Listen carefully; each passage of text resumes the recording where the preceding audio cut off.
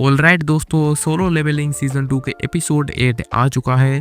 तो एपिसोड के स्टार्टिंग में हम देखते हैं जो लास्ट नाइट था उसको जिन्वू मारने वाला होता है, बट वो सरेंडर कर देता है और उसका वॉइस सुन के जिन्वू बोलता है ये तो एक लड़की है। फिर जिन्वू उसका मास्क उतार देता है और लड़की बोलती है मुझे माफ कर दो, मैं तुम्हें भीख मांगती हूँ। आगे जिन्वू बोलता है तुम लोगों ने पहले हम पे अटैक किया, अब तुम लोग बोल रहे हो कि मैं तुम्हें छोड़ दूं, वैसे भी मैंने तुम्हारे सारे बंदों को मार दिया है। पर लड़की बोलती है कोई बात नहीं, नाइट्स का काम ही है मुझे प्रोटेक्ट करना, जब तक मैं सेफ हूँ वो खुश हैं। आगे जिन्वू जाने लगता है पर पीछे से ये जिन्वू पे अटैक करने लग जाती है, पर सडनली वहाँ पर टस्क आके हेमो प्रोटेक्शन का यूज करके उसको रोक लेती है। जिन्वू ये देखकर पूछता है तुम ये क्या कर रही थी? तो लड़की रिप्लाई करती है आप लोग मुझे जो बोलोगे मैं वही करूंगी, अगर आप लोग मुझे जाने दोगे तो। जिन्वू बोलता है मुझे ऊपर जाने का फ्लोर परमिट चाहिए।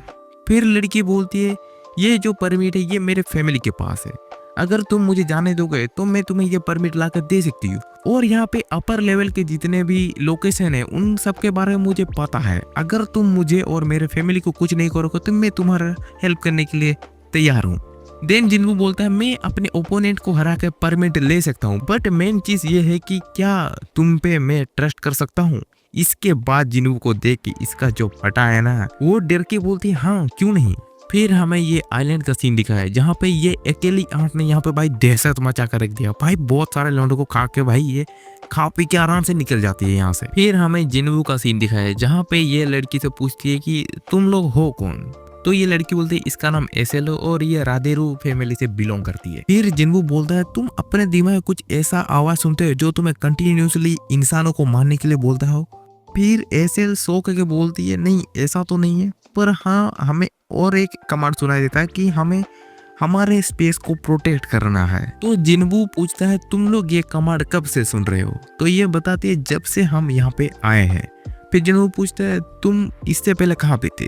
तो एसल बताती है वो थे डीमन रियल में। फिर जिन्वू पूछता है तुम लोग वहां पे क्या कर रहे थे? इस सवाल के बाद से ही सिस्टम में ग्लिचेस आना स्टार्ट हो जाते हैं और एसल बताती है वो लोग वहां पे वॉर की प्रिपरेशन कर रहे होते हैं। फिर जिन्वू शौक होके पूछता है वॉर किसके अगेंस्ट? तो एसल बताती है एक ऐसा एनिमी जो इतना ज्यादा पावरफुल है जिसके साथ फाइट करने के लिए सारे के सारे डीमंस को एक साथ आना पड़ा। फिर सिस्टम जिन्वू और एसल के बीच में जो कन्वर्सेशन हो रही थी उसे ब्लॉक कर देता है और एसल बेहोश हो जाती है, पर जिन्वू उसे पकड़ लेता है। फिर हमें एसोसिएशन का सीन दिखाया जाता है जहाँ पे हमें पता चलता है उस आइलैंड पे एंड ने पूरा तबाही मचा कर रख दिया है। वहां पे ये सब रोक, लेकिन ये 108 हंटर्स गए थे बैटल फील्ड में। सोच रहे हो मतलब एक एंट के अगेंस्ट 108 हंटर गए थे और 108 हंटर में से 4 ई रैंक हंटर, एक सी रैंक हंटर और एक बी रैंक हंटर वहीं पे मर चुके हैं। ये सब सुनने के बाद चेयरमैन को बोलते हैं एक सिंगल एंट ने इतना तबाही मचा दी। फिर हमें पता चलता है फिर वहां पे एक ए रैंक का हंटर गया और उस एंट को मार दिया, और इससे हमें पता चलता है एक एंट को मारने के लिए एक ए रैंक का हंटर तो चाहिए ही चाहिए। फिर मिस्टर गो बोलते हैं जेजू आइलैंड से हम लोग 120 किलोमीटर दूर हैं, बट अगर उनके उड़ने की एबिलिटी कुछ ज्यादा ही हो गई तो वो किसी वक्त यहाँ पे आ सकते हैं, और हम लोगों को पता है कोरिया में इतने ज्यादा बढ़िया हंटर्स नहीं है। फॉर दैट रीजन मिस्टर गो बोलते हैं जापान से सपोर्ट के बारे में पूछो और आसपास जितने भी कंट्रीज है उन लोगों को अलर्ट होने के लिए बोल दो। एंड फाइनली मिस्टर गो बोलते हैं मैं हंटर एसोसिएशन का प्रेसिडेंट, मैं ऑर्डर दे रहा हूँ the 4th Jeju island raid mission के लिए। फिर हमें डीमन कासल का सीन दिखाया जाता है जहाँ पे जिन्वू राधेरू फैमिली में पहुंच चुका था और जिन्वू को देखकर एसल के बाप डर जाते हैं। वो एसल से पूछते हैं ये तुम किसे लेके आई हो, तुम्हें दिख नहीं रहा इस बंदे ने अपने शेडो में पूरी आर्मी लेके आया है। ये सुनने के बाद सारे के सारे सोल्जर्स जिन्वू को घेर लेते हैं। जिन्वू प्रॉमिस करता है कि वो किसी को हर्ट नहीं करेगा अगर तुम उसे परमिट दे देते हो तो। पर राजा सोचता है इस बंदे ने वोल्कन को हरा दिया, मेंटस को हरा दिया अकेले, तो इसके सामने हम कुछ नहीं है। तो आगे किंग जिन्वू को ऊपर जाने का परमिट दे देता है। जाने से पहले जिन्वू बोलता है मैं अपने साथ इसे लेना चाहता हूँ। ये सुन के राजा भड़क जाता है, पर जिन्वू उसे सेफ रखने का वादा करता है। फिर हमें ये एंट का सीन दिखाया है जहाँ पे सारे के सारे साइंटिस्ट मिलके इस एंट के ऊपर रिसर्च कर रहे होते हैं और इनको देख रहा होता है द गिल्ड मास्टर।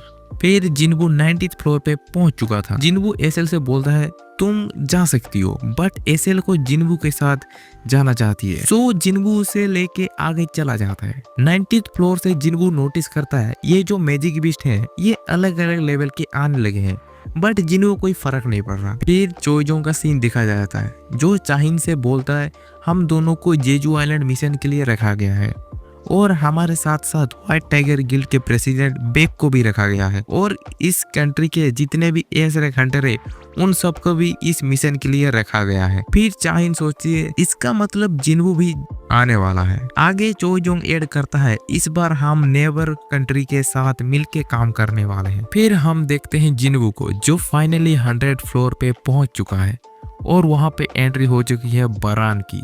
और बरान ने जो ओरा रिलीज कर रहा है ना ब्रो, इसे देख के जिन्वू मन ही मन सोच रहा है क्या मैं इसे हरा भी पाऊंगा। और एसएल इधर भाई डर के कांप रही होती है। और बरान जिस ड्रैगन पे आया था हमें उस ड्रैगन का नाम भी रिवील होता है, इसका नाम होता है एसलिन द वेबी। फिर बरान बहुत सारे गेट्स को ओपन करता है जहां से ढेर सारे monsters, beast, magic beast, demons आने लगते हैं। देन जिन्वू भी अपने शैडो आर्मी को रिलीज कर देता है और फिर स्टार्ट हो जाता है डीमन वर्सेस शैडो आर्मी की फाइट। स्टार्टिंग में अपनी टीम डोमिनेट कर रही थी बट आगे जाके बरान अपने मुंह से बिजली मार रहा था। फिर सडनली हम देखते हैं बरान आसमान में बहुत सारे क्लाउड को इकट्ठा करके पिकाचू का थंडर बोल्ट अटैक यूज करता, जिसे देख के एसएल सोचती है मैं किसकी तरफ जाऊं, जिन्वू की तरफ या फिर उसकी तरफ चला जाऊं। बरान का ये लाइटनिंग अटैक एसएल को हिट करने ही वाला था बट जिन्वू आके वहां उसे बचा लेता है। और जिन्वू बोलता है ये कोई ऑर्डिनरी लाइटनिंग नहीं है, इसका रेंज डैमेज बहुत ही ज्यादा है। बरान अपने लाइटनिंग अटैक से जिन्वू के शैडो आर्मी को खत्म कर रहा होता है बट जिन्वू का शैडो आर्मी वापस से रीजनरेट हो रहा था। बट मेन प्रॉब्लम है एमपी जो जिन्वू का बहुत ही जल्दी घट रहा था। फिर जिन्वू बोलता है मेरा एमपी खत्म होने से पहले मुझे कुछ करना पड़ेगा। फिर जिन्वू अपने स्टील्थ स्किल का यूज करता है और उसके साथ साथ डेथ स्किल का भी यूज करता है जिससे मुझे कोई देख नहीं पाता और उसके स्पीड बहुत ही ज्यादा बढ़ जाता है। इसी के साथ वो बरान पे अटैक कर देता है। वो बरान को मारने ही वाला होता है बट बरान उसे डॉज कर ले। इससे जिन्वू को पता चलता है कि बरान उसको देख सकता है। हम सबको पता है कि जिन्वू जब अपनी स्टील्थ स्किल का यूज करता है तो उसे कोई देख नहीं पाता बट बरान उसे देख पा रहा था। और उसके बाद बरान ने जो जिन्वू को पटका है ना, जिन्वू पूरा भाई मिट्टी के अंदर घुस गया। और बरान यही पे नहीं रुका, वो जिन्वू पे अपने लाइटनिंग अटैक से अटैक करने ही वाला होता है बट बीच में टस्क आके उसके लाइटनिंग अटैक को रिफ्लेक्ट कर देता है। और टस्क उसके अटैक को जो रिफ्लेक्ट करता है वो सीधा जाके लगता है उस ड्रैगन के सिर पे, जिससे उसका सिर धड़ से अलग हो जाता है पूरा। और फिर बरान नीचे आता है। फिर हम देखते हैं जापान से ट्रस्ट गिल्ड के लीडर गोटो रियोजी यहाँ पर आ चुके हैं उनकी मदद करने के लिए। और ट्रस्ट गिल्ड एक पावरफुल गिल्ड है। इस गिल्ड के अंदर 11 एस रैंक हंटर है और ये गिल्ड एशिया का सेकंड मोस्ट पावरफुल गिल्ड है।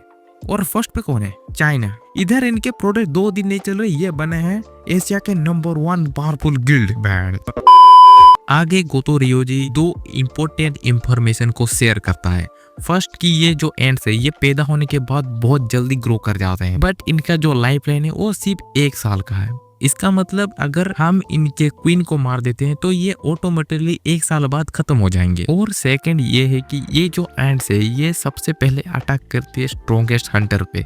फिर गोतो रियोजी प्लान शेयर करता है। वो बोलता है हमारे गिल्ड में जो 11 एस रैंक हंटर्स है उनमें से 10 S rank hunters including me मिलके बाकी सारे एंट्स को संभाल लेंगे और कोरिया के सारे एस रैंक हंटर्स मिलके सिर्फ क्वीन को खत्म करना है। ये सुन के सारे शौक हो जाता है, बोलते हैं ऐसे में तो तुम्हें हजारों एंट्स को संभालना पड़ेगा और ये काफी मुश्किल होगा। फिर गोतो रियोजी बोलता है हाँ मुश्किल तो होने वाला है बट अगर तुम लोगों ने मिलके क्वीन को मार दिया तो ये भी चल जाएगा हमारे लिए। फिर चैनवेन गो इसकी चीज के लिए मान जाते हैं। फिर हमें जिन्वू का सीन दिखाया जहाँ पे जिन्वू का एमपी खत्म हो चुका है, उसके डैगर भी उड़ चुके हैं। तो जिन्वू अपने हाथों से बरान के अटैक को रोकने की कोशिश करता है बट बरान जिन्वू के पूरे मुंह के सामने अपना लाइटनिंग अटैक यूज करने वाला होता है बट तभी एसएल स्पेयर फेंक के मारती है जिससे बरान का ध्यान बढ़ जाता है और जिन्वू को एक मौका मिल जाता है। तो जिन्वू यूज करता है रूलर्स हैंड और उसके बाद बरान के दोनों हाथों को जो उखाड़ना है भाई चुम्मे स्टोरी लग रहा था ब्रो। फिर जिन्वू ने एक फिनिशिंग पंच दिया सीधा उसके मुंह में, भाई पूरा उसका मुंह ही उड़ गया। और इसी के साथ साथ हम बरान को हरा देते हैं और उसके सोल को कलेक्ट कर लेते हैं। और लास्ट में जिन्वू बोलता है अब से रेडिस फैमिली टॉप पे रहने वाला है। और ये चीज सुन के भाई एसएल भाई रोने लग जाती है। और इसी के साथ साथ ये वाला एपिसोड यहीं पर खत्म हो जाता है। और ये वाला एपिसोड चुम्मे स्टोरी था। और पूरे एपिसोड में मुझे एक चीज बुरी लगी कि तुम लोगों ने मेरा फेवरेट कैरेक्टर को ही नहीं दिखाया ब्रो। क्यों करते हो ऐसा भाई? तुम लोगों ने थॉमस आंद्रे को ही नहीं दिखाया जो मेरा फेवरेट कैरेक्टर है। बट कोई नहीं, तुम्हें जेजू आइलैंड कवर करना है।